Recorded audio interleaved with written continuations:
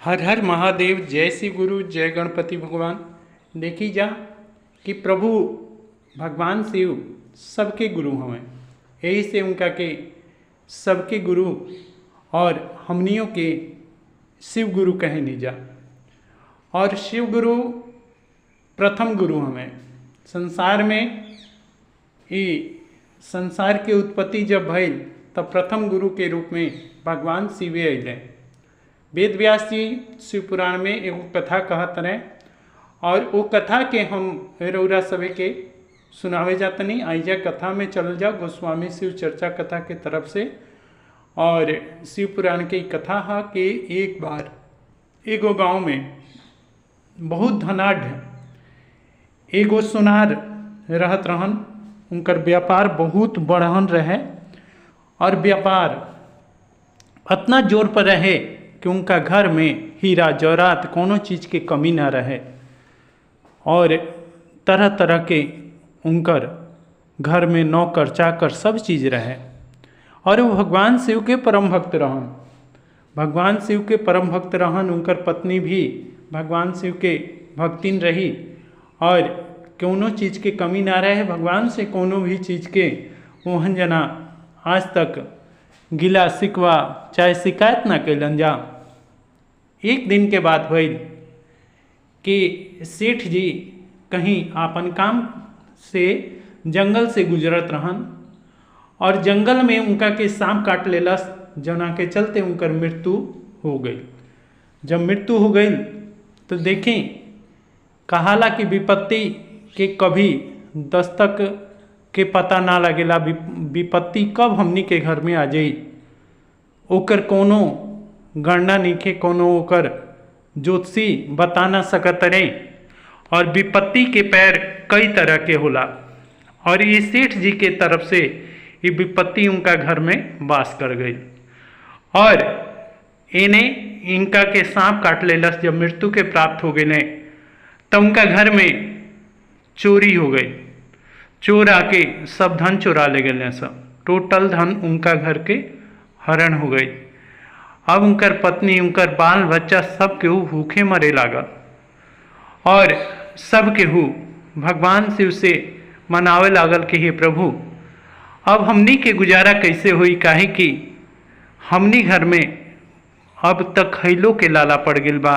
हे प्रभु राउर भोग का लगाई।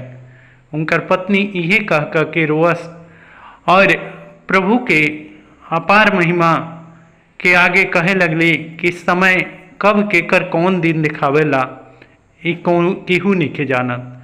और ये तरह प्रभु से याचना करे लगली कि हे प्रभु अब हमनी के दिन दशा कब सुधरी।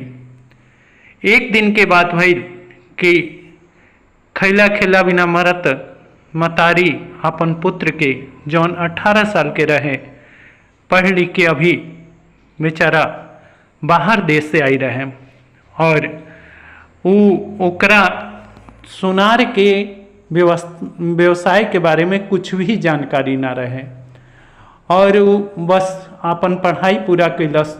बस पढ़ाई के कीमत जानत रहे, यानी ज्ञान के कीमत जानत रहे, बाकी उहो परिपूर्ण ना रहे।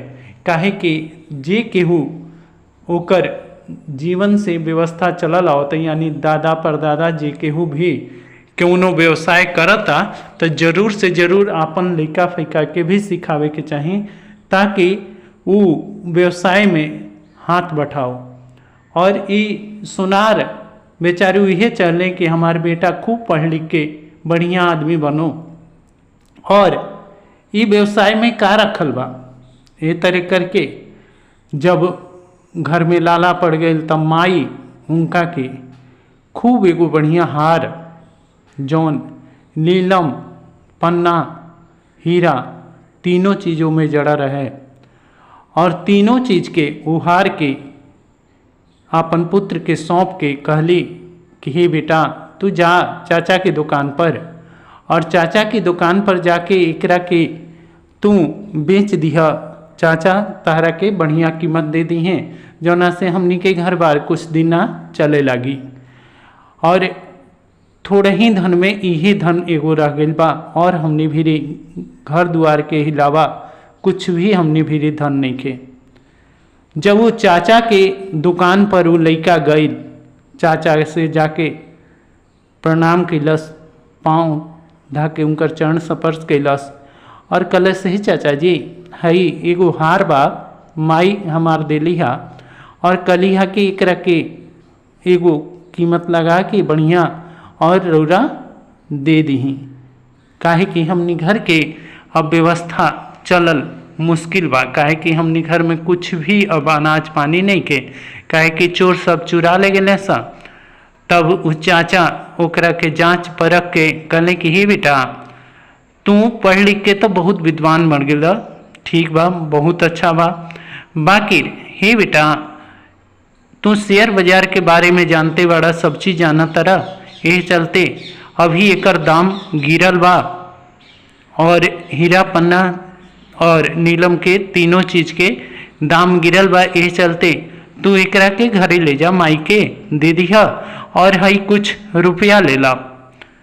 और उनका के हाथ में कुछ रुपया के गड्डी थमा के और अपन भतीजा के वो हार भी दे देने और पैसा भी दे देने और कहले कि काल से तू हमारा दुकान पर आके कुछ अपन व्यवसाय भी सीखा जौन की आगे तहरा काम आई। और ये तरीके के वो लड़का पैसा लेके घरे चल गई और हार भी लेके घरे चल गई। और दूसरा दिन से अपन मतारी से पूछ के और वो लड़का जाके अपन चाचा के दुकान पर रहे लागल और दुकान पर उनकर चाचा बहुत बढ़िया आदमी रहन और उनका के पूरा व्यवसाय समझा दिले, हीरा जौरात पन्ना जो भी चीज़ रहे उस सब के परखे के उनका के बुद्धि देले, ज्ञान देले। और ये तरीके करके जब उनका थोड़े दिन बाद बहुत बड़ एगो परखी बन गए, जोहरी बन गए, तब जाके चाचा कहले कि हे बेटा तू ऐसन कर, तू अपन माई वाला जौन हार बा ओकरा के बेच के और एगो बढ़िया वेबसाइट खोल ताकि तहरा पता लग जाओ और अब तू तो बहुत बड़ा जोहरी बन गया और तू आपन दुकान करके अब तू अलग से आपन बिजनेस कर। और ये तरीके के वो बिजनेस के बढ़ावे खातिर उनका के कहले कि हमो तारा के धंधे और वही हार के बेच के जौन हीरा पन्ना नीलम के रहे वही हार के बेच के तू एगो बहुत बढ़िया दुकान खोल ला। और ये तरीका के चाचा उनका के कहले कि काल वो हार के लेके आई है। जब वो लड़का घरे गए, घरे जाके माई से कहले कि हे माई जौन हार रौरा बेचत रही वो हार हमरा के दही और हम खूब बढ़िया अब दुकान करम, जौना से हमार व्यवसाय के पूरा काम सोनार के हम पूरा काम सीख गए, हम एगो जोहरी बन गए और वो हार के हम बेच के चाचा के दुकान से और खूब बढ़िया धन लेके और अपन दुकान खोलम। ऐसा चाचा के भी काम कहनाम बा। और ये तरीके के वो जब माई से हार लेके देखा तने तो उनकर आँख फटा के फटा रह गई, आँख से आंसू गिरे लागल। और का देखा तने कि वो सब हीरा पन्ना जौरात नकली रहे और नकली रहे और वो में दाम वो एगो पीतल के भी दाम ना रहे। ये चलते वो हार के रख के और फिर दूसरा दिन वो चाचा की दुकान पर आ गए। चाचा कहले कि हे बेटा तू हार ना लेके अला हा।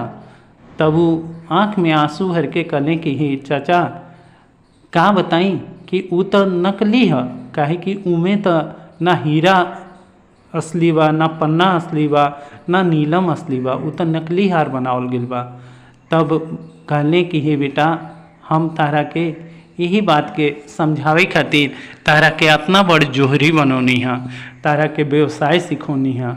यही चलते कि अगर उस दिना हम तारा के कह देती कि हार नकली बा तब तू ई समझता कि आज हमनी के बुरा दिन आ गइल बा और चाचा भी हमनी से मुख मोड़ ले ले हाँ और चाचा भी हमनी के हार के बदले पैसा ना देले हैं, अच्छा कीमत ना देले हैं और वो हार के तू ही कीमत लगा लेला तो ई बढ़िया भइल।